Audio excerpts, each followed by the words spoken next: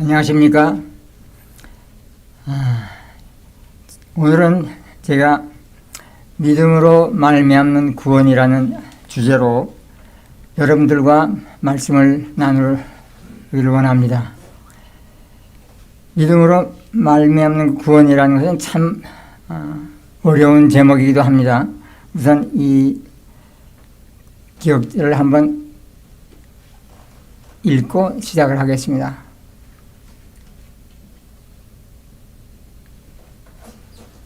네. 에베소서 2장 8절 9절 너희가 그 은혜를 인하여 믿음으로 말미암아 구원을 얻었나니 이것이 너희에게서 난 것이 아니요 하나님의 선물이라. 행위에서 난 것이 아니니 이는 누구든지 자랑치 못하게 함이니라. 네, 감사합니다. 제가 이 믿음에 대한 그것을 상당히 저는 여러 해 동안 고민을 많이 했습니다. 이 믿음으로 말미암는 구원이라는 것은 사실 개인적인 문제이기 때문에 객관적으로 이렇게 하면 구원을 얻는다, 저렇게 하면 의로운 사람이 된다고 이야기를 할 수가 없습니다. 그것은 자기가 스스로 생각하는 거고 자기 믿음에 있는 것이지 객관적으로 판단할 수도 없는 그런 사항이기 때문이죠. 제가 한 40여 년 전에는 일교, 장로교회와 연합교회를 왔다 갔다 하면서 다녔습니다. 그때 제가 생각하는 그 믿음과 구원은, 개념은 우선 세례를 받고 하나님을 믿고 예수님을 나의 개인적인 구주로 영접하면은 구원을 받는다 하는 그런 그 가르침을 받았습니다. 그때는 젊었을 때고 구원이라는 것에 대해서 사실 심각하게 생각하지도 않을 그런 때였습니다. 하지만 구원은 상당히 쉽다고 하는 그런 생각을 했었습니다. 하나님을 믿는다는 것은 어렵지가 않았습니다. 그 당시에. 그렇지만 예수님을 나의 개인의 구주로 영접한다는 것은 조금 좀 더 심각한 그런 뜻이기도 하지만 그것도 역시 그냥 받아들이면 되는 거 아닌가, 믿으면 되는 거 아닌가 하는 그런 간단한 그런 생각으로 나도 그러면 교회를 다니고 또 계속적으로 출석을 하고 하나님 말씀을 듣고 또 성경 공부 좀 하면은 구원을 받는 것은 어렵지 않다. 그런 구원의 확신은 아주 100%는 아니었지만 그런 막연하나마 그래도 제 나름대로 구원의 확신을 가지고 있었습니다. 그런데 그 후로 제가 여러 가지 개인적인 사정으로 특히 건강에 관한 문제로 참 고생을 하다가 우리 재림교회로 들어오게 됐어요. 근데 재림교회로 들어오고 한 몇 년 동안을 이 재림신앙을 하다 보니까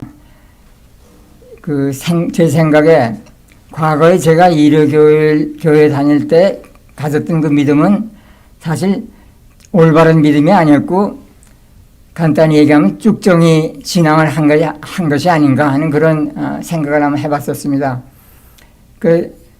말하자면 쭉정이 신앙하게 되면 좀 말이 좀 이상하지만 말하자면 나이롱 신자 같은 거 있었어요. 말하자면은 그래서 그냥 교회를 그냥 왔다 갔다 하고 성경 공부는 깊이 안 했지만 대충 대강은 하고 막 그렇게 생활을 하다 보면은 언젠가는 하나님께서 나를 구원해 주시겠지 하는 그런 생각 속에서 이제 가지고 있던 그 신앙이었던 것 같습니다. 근데 재림교회에 들어오고 나서부터 제가 한 몇 년을 재림신앙을 하다 보니까 구원이 그렇게 쉽지가 않은 거라는 것 갖다가 새삼 느끼기 시작했습니다. 근데 느낀 것까지는 괜찮은데 시간이 가면 갈수록 구원이 더 어려워지는 것 같아요. 제 마음속에. 그래서 신앙을 하면 할수록 내 마음에 구원에 대한 확신이 임프루브가 되고 좀 더 하나님과 가까워지는 그런 경험이 되어야 되고 나도 그렇게 하고 싶은데 왜 저에게는 그런 구원의 확신이 오지 않을까? 왜 시간이 가면 갈수록 구원이 그렇게 더 어려워지는 것 같이 보일까? 그러다가 제가 이제 밴쿠버까지 이사 오게 됐는데 밴쿠버로 이사 오고 나서는 그게 더 심각해졌어요. 구원이 더 어려워진 것 같아. 여기서 말씀 듣고 교육받고 성경 공부하다 보니까 구원은 요원한 것 같아요. 그래서 한참을 고민했습니다. 제 자신이. 분명히 내가 하고 있는 그 신앙은 알곡 신앙인 틀림없는 것 같아요. 이 일개 다닐 때는 정말 쭉정이 신앙을 했었고 이 재림교회를 다니면서는 알곡 신앙을 한 것 같은데 그래도 비교를 해보면은 비록 옛날에 쭉정이 신앙을 했지만 그 쭉정이 신앙은 잘하고 있었거든요. 잘하고 있었는데 알곡 신앙을 하고 나서부터는 잘하지 않는 거예요. 그래서 이게 무슨 이게 내가 뭘 잘못 알고 있는 건가? 내가 무슨 성경 공부도 더 많이 하고 하나님에 대한 지식도 더 많이 알게 됐고 교회도 더 열심히 다녔고 기도도 더 많이 했고 또 모든 것을 하여간 다 했다고 보는데 그 어느 목사님이 말을 말하자면 대병에 걸린 것 같아요. 신앙도 많이 하는데 교회도 다녔는데 헌금도 하는데 기도도 많이 하는데 그런데 그 대병에 걸려가지고 한 가지 문제는 그 구원에 대한 그 확신은 점점 줄어드는 거예요. 그래서 고민을 많이 했습니다. 제가 이게 분명히 알곡 신앙은 분명한데 왜 알곡이 여물지가 않는가? 옛날에는 쭉정이라도 잘하고 있었는데 알곡이 되고 나서부터는 잘하지 않는 거예요. 그래서 이게 뭔가 이게 잘못된 내 신앙을 하고 있는 것 같은 그런 마음이 들어서 한참 다시 제 스스로 좀 고민을 많이 했습니다. 그래서 항상 그 생각에 이게 예수님이 마태복음 11장에 수고하고 무거운 짐진 자들아 다 내게로 오면은 쉼을 주시겠다고 약속하셨고 또 예수님이 함께 멍에를 지고 가면은 예수님의 멍에는 쉽고 가볍다고 하셨는데 왜 멍에를 지고 가는데 왜 멍에가 점점 더 무거워질까 하는 그런 마음이 들었어요. 그래서 하여간 제가 그런 상태로 한 밴쿠버 교회에 들어오고 나서 더 심각한 말하자면 다르게 얘기한다면은 읽지 않는 알곡 신앙 신드롬에 걸려가지고 몇 년이 지났는데도 제 자신의 믿음이 이게 올바로 가는 길인가 아니면 내가 무엇을 잘못하고 있는 길인가 하는 그런 생각을 많이 하는 그런 시기가 있었습니다. 그게 한두 달이 아니고 몇 년을 그렇게 했었습니다. 밴쿠버에 오고 나서부터. 그 후로 하여간 또 느낀 것은, 제가 일요일 다닐 때는 구원의 표준이 비교적 낮았었습니다. 예를 들면은, 한 1m 되는 1m 높이의 구원의 표준이, 제가 일요일 다닐 때라면은, 밴쿠버 교회를 다니고 나서는 그 구원의 표준이 한 10m가 높아진 것 같아요. 제 생각에. 그러니까 10년을 다녔으면 1년에 1m씩 구원의 표준이 높아진 거예요. 말하자면은. 5년을 다녔을 때 5m가 됐고, 10년을 다니니까 10m가 됐어요.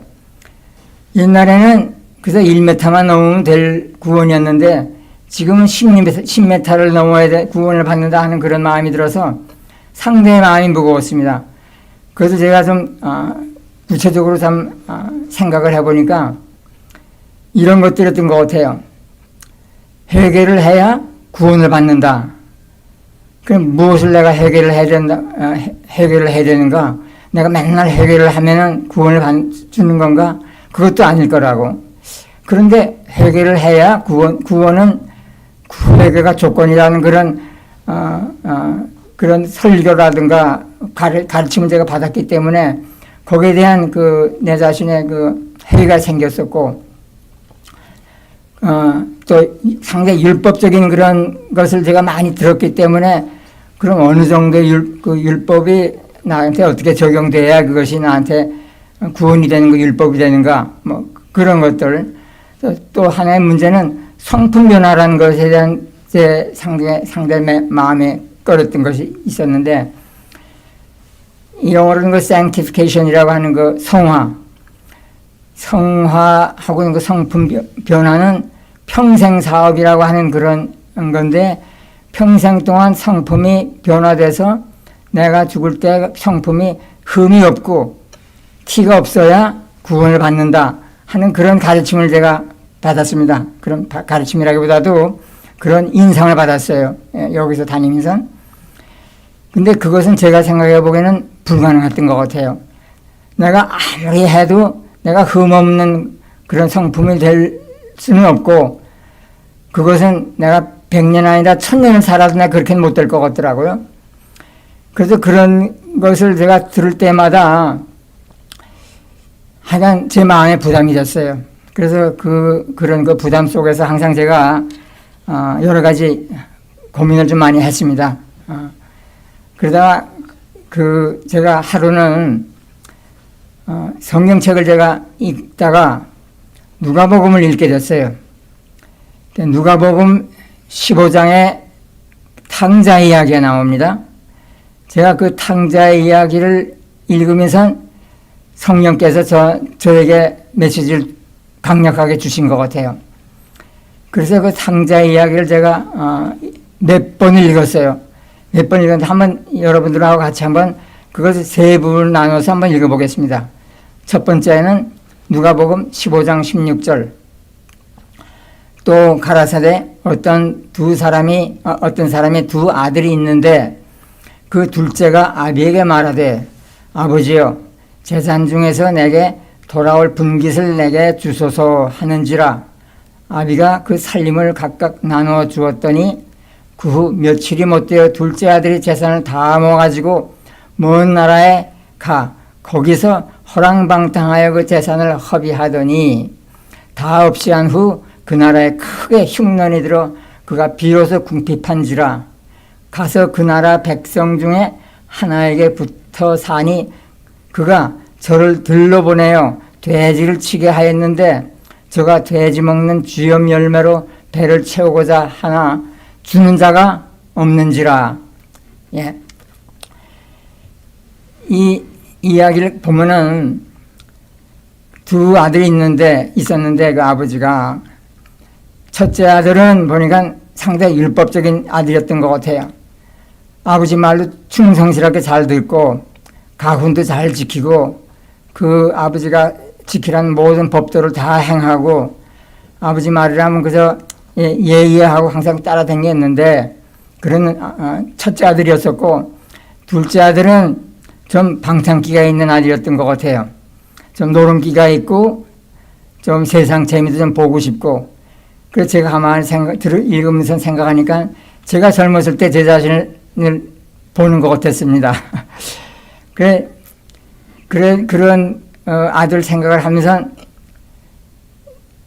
이 친구도 역시 일반 사람하고 다른 친구는 아니었구나. 아마 전 상당히 나를 그 자리에 두고 많이 생각을 했어요. 왜냐하면 저도 많이 그랬었거든요. 친구들하고 밤새도록 여관에 가서 노름판에 붙어가지고 포카도 하고 섰다도 하고 그래가면서 밤새고 한 적이 한두 번이 아니거든요. 저도. 그리고 세상에 좋다 하는 건 다 가면서 댕겨보고 술집에서 다 같이 친구들하고 댕겨보고 남들이 하고 싶은 거 다 해봤거든요. 저도. 그래 이런 친구가 아버지한테 자기 재산을 자기 몫을 달라고 하는데 아버지는 상당히 인자하셨던 아버지였던 것 같아요. 요즘이나 그 당시나 아버님이 죽기 전에 자기 재산을 물려달라고 하는 그런 아들이 없었을 거예요, 아마. 지금도 없겠지만 그 당시에 아마 없었을 거예요. 근데 그걸 물려주겠다고 하는 그 아버님을 볼 때 보통 아버님이 아니야. 굉장히 인자하시고 참 모든 것을 참 용서 많이 하시고 마음 참 좋은 아버지였던 것 같아요.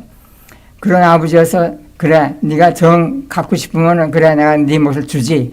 그리고 가지고 나가서 다 허락 나가서 저 같으면 그래도 내 집이라도 하나 장만하고선 놀았을 텐데 이 친구는 가서 다 쓴 거예요. 그냥 뭐 창가에도 다녔을 거고 노름판에도 댕겼을 거고 뭐 어디 안 다려본 데 없이 다 그러다가 결국은 쫄딱망하고 한 푼 없이 그냥 그 집 꼴이 돼가지고 있는데 이제 할 수 없이 밥은 먹어야 되겠고 그래서 어느 농가에 가서 돼지를 치는 일을 시작을 한 건데 그때 흉년이 들어가지고 돼지가 먹는 거 돼지죽도 자기 차례가 안 돌아오는 거예요. 그러니까 배고파 죽을 지경이지. 이러다가 굶어 죽게 생겼으니까 이 친구 이제 아주 그냥 진짜 고민이 많이 생겼던 거예요. 그래서 그 다음 절을 읽어보겠습니다.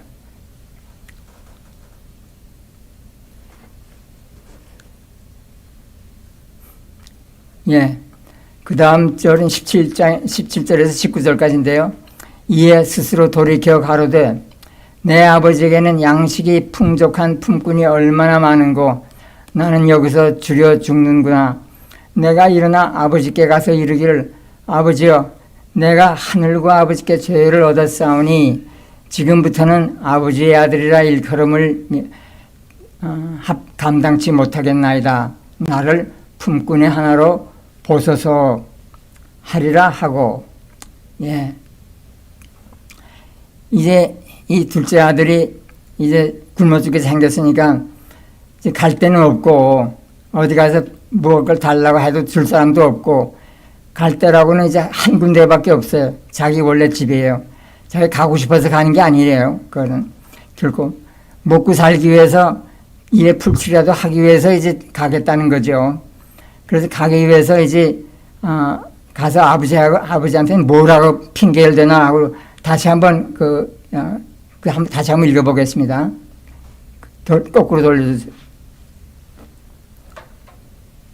예. 여기 빨간 글씨로 보면은 아버지께 가서 이르기를 아버지여 내가 하늘과 아버지께 죄를 얻었사오니 지금부터는 아버지의 아들이라 일컬음을 감당치 못하겠나이다. 나를 품꾼의 하나로 보소서 하리라 하고 예. 하리라 하고 그것은 자기가 그 자리에서 시인이 회개한 그런 내용이 아니에요. 가서 아버지한테 품꾼이라도 써달라고 하는 그런 하나의 핑계를 자기가 미리 생각을 해놓은 거예요. 이 친구는 아버지한테 가서 정말 자기의 과거에 저지른 것을 정말 진실한 마음으로 눈물을 흘리면서 회개하는 그런 뜻이 아니에요. 하리라 하고는 그 뜻은 바로 그렇게 해서 핑계를 대고 아버지한테 내 품꾼이라도 좀 써주시오 하면은 적어도 자기가 거기서 있어봐서 알겠지만 품꾼들은 먹는 건 하나 편안하게 먹었으니까 자기도 그런 입장이 되고 싶다 하는 그런 뜻이었겠죠. 그래서 이제 준비를 하고 이제 가는 거예요. 그래서 그 다음 절을 보면 예 이제 20절에서 24절에 보면은 이에 일어나서 아버지께 돌아가니라. 아직도 상거가 먼데 아버지가 저를 보고 측은히 여겨 달려가 목을 안고 입을 맞추니 아들이 가로되 아버지여 내가 아들과 아버지께 죄를 얻었사오니 지금부터는 아버지의 아들이라 일컬음을 감당치 못하겠나이다 하니 하나 아버지는 종들에게 이르러 제일 좋은 옷을 내어다가 입히고 손에 가락지를 끼우고 발에 신을 신기라. 그리고 살찐 송아지를 끌어다가 잡으라. 우리가 먹고 즐기자. 이 내 아들은 죽었다가 다시 살아났으며 내가 잃었다가 다시 얻었노라 하니 저희가 즐거워하더라. 네. 이 내용을 보면은 아버지한테 가서 자기가 구상한 대로 그대로 이제 왜 왔는가를 갖다 설명을 할 작정을 하고 이제 가는데 자기는 아버지를 보지 못했는데 아버지가 자기를 먼저 봤어요. 멀리서 아버지가 자기를 보고 달려와서 자기를 껴안는데 얼마나 당황했겠어요. 이 둘째 아들은 그동안 돼지우리에서 돼지를 치우고 거기서 남은 걸 좀 먹고 그래 겨우 그냥 살았기 때문에 온통 몸이고 옷이고 다 그 돼지우리 냄새가 그냥 지독하게 날 거 아닙니까? 먹지 못해서 그냥 피골은 상접됐을 거고 그 뭐 꼴이 말이 아니겠지 사실. 예. 그런 상황에 하에서 이 아버지가 자기를 안는 것까지도 자기는 아마 상당히 어색했을 거예요. 그 냄새가 펑펑 나고 아마 그 당시에 아마 몇 달 동안 아마 목욕도 못했을 거예요 아마. 그런 상황인데 그런 자기를 아버지가 덥석 안더니만 입까지 맞추고 그냥 그러니 자기는 아마 그 당시에 어떻게 해야 될지 아마 당황했을 거예요 아마. 그래서 자기가 원래 계획했던 그 말 자기가 구상한 대로 그래서 내가 하나님께 죄를 졌으니 저를 받아주시고 저를 그냥 품꾼의 하나로만 써주십시오 하는 그런 자기가 계획대로 그 말을 그대로 그냥 인용을 해서 얘기를 한 거예요 아버님한테. 그랬지만 아버님은 그 얘기를 듣지도 않아요. 이 아들이 뭐라고 하는지 듣지도 않고 대번에 그 종들을 다 불러가지고 송아지를 잡고 살찐 송아지를 잡고 파티를 잔치를 베풀어 주자고 그렇게 얘기를 하니까 이 아들은 얼마나 당황했을 거예요. 감동하기보다는 아마 당황했을 거예요. 아버님은 이 둘째 아들은 그 내용을 이렇게 읽으면서 제가 생각하기를 아버님 여기서 이 이야기는 보통 우리가 탕자 이야기 돌아온 탕자 이야기라고 하지만 그 탕자가 회개하고 돌아온 것도 아니고 자기가 먹을 게 없어가지고 그래서 죽음을 갖다 면케하기 위해서 돌아온 거지 회개하기 위해서 돌아온 것도 아니고 그런데도 아버님은 자기를 받아주는데도 그냥 받아주는 것도 아니고 그 냄새나는 자기를 갖다가 그냥 껴안고 입을 맞추고 죽었다가 살아난 그 자기 아들을 대하듯이 그렇게 즐거워하고 잔치를 벌리는 그런 광경을 이렇게 연상을 해보면은 제 자신을 그 둘째 아들의 입장에 놓고 볼 때 하나님은 결국 나를 구원하기 위해서 큰 그 표준을 높은 표준치를 놓고서 날 보고 그걸 넘어오라고 하는 그런 아버님이 아니라는 것 같다 제가 확신을 하게 됐어요. 그 아버님이 그 둘째 아들을 받아준 그 내용은 사실 우리가 돌아온 탕자라고 하지만 이것은 아버지 이야기예요. 아버지는 예수님을 상징하는 것이고 그 탕자는 죄 지은 내 자신을 갖다가 표현하는 것이고 그렇게 생각을 하고 읽으면은 제가 여러 번 읽었을 때 이것이야말로 하나님이 나를 어떻게 구원하는구나. 구원은 그렇게 어려운 것이 아니라 이렇게 쉬운 것인데 내가 왜 구원을 갖다 이렇게 어렵게 생각을 하고 하나님한테 내가 이것을 하면 되겠습니까? 저것을 하면 되겠습니까? 내가 무엇을 내가 잘못하고 있습니까?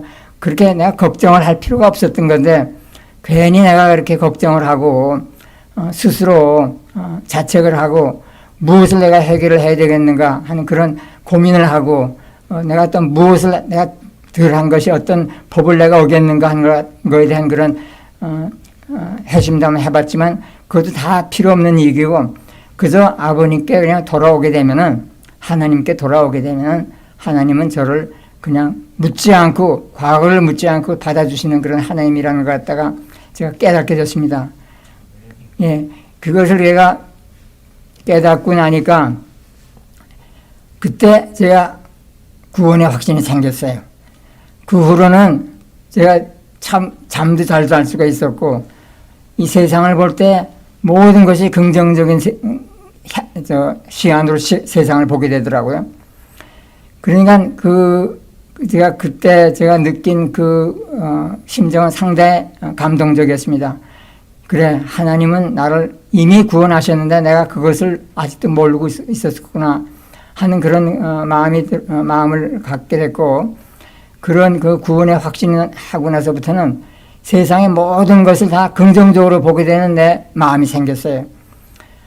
마음도 편안하게 됐고, 남들이 뭘 잘못하게 되면 막 그럴 이유가 있겠지 하고 용서하는 그런 마음이 생기고, 또 내가 걱정하는 일이 있더라도 하나님이 해결해 주시겠지 하는 그런 안도의 마음도 생기고, 또 무엇이 일이 안 돼가지고 상당히 스트레스가 많이 받을 때도 이것도 하나님이 다 계획하신 그런 일이니까 하나님이 해결해 주시겠지 하는 그런 안도의 마음을 갖게 됐고, 하는 그런 하나님에 대한 이 믿음으로 우리가 구원을 받게 된다는 그런 확신을 하고 나서부터는 제가 사는 그 방향이 훨씬 옛날보다 옛날에 비해서 밝아졌고 즐거워졌고 기뻐하는 그런 마음이 생겼습니다. 그래서 기뻐하고 항상 기뻐하라고 쉬지 말고 기도하라고 그러고 매사에 감사하라고 하는 것이, 그것을 해서 기독교인이 되는 게 아니라 정말 하나님의 구원을 경험하게 되면은 그런 것들이 저절로 다 생기는 거구나 하는 그것을 제가 느꼈습니다. 그걸 알게 됐습니다. 그래서 이 모든 것이 회개가 문제가 아니라 구원을 먼저 경험하게 되면은 회개라든가 모든 것은 다 뒤에 따라서 저절로 나오는 거지, 그것이 구원의 조건은 아니라는 것 갖다가 제가 내용을 읽으면서 여러 번 읽으면서 제가 느끼고 확신하게 됐던 겁니다.